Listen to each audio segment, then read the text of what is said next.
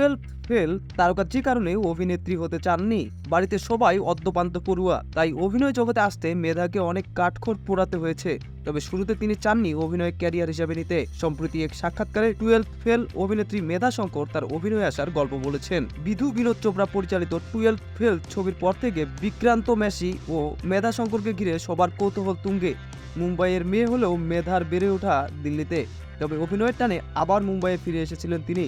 অভিনয় জগতে আসা প্রসঙ্গে মেধা বলেছেন, আমার বাবা দাদা সবাই পড়াশোনায় ভালো, মায়ের নাটক লেখার শখ ছিল। আমার মনে হয় মাকে দেখেই আমার অভিনয় জগতে আসার ইচ্ছাটা জন্মেছে। তবে শুরুতে মোটেও অভিনেত্রী হতে চাইনি, কারণ অভিনেত্রীদের যে চাকচিক্য থাকে আমার মোটেও পছন্দ নয়। মডেলিং দিয়ে ক্যারিয়ার শুরু করেছিলেন মেধা, ধীরে ধীরে অভিনয় জগতেও পা রাখেন তিনি। মুম্বাইয়ে এসে নিজের ক্যারিয়ার শুরু করার প্রসঙ্গে অভিনেত্রী বলেছেন, কাস্টিং ডিরেক্টরদের আস্থা অর্জন করতে আমার 1 বছরের বেশি সময় লেগেছিল। আমি তখন রোজ অডিশন দিতাম। অডিশন দেওয়া আমার জন্য 9টা থেকে 5টা চাকরির মতো হয়ে দাঁড়িয়েছিল। ব্রিটিশ মিনি সিরিজ ব্যাকহ্যাম মাউস দিয়ে ক্যারিয়ার শুরু করেছিলাম। এরপর আরো বেশ কিছু প্রকল্পে কাজ করেছি। তবে টুয়েলভ ফেলের অডিশন দেওয়ার সময় জানতাম না যে এই ছবির জন্য অডিশন দিচ্ছি।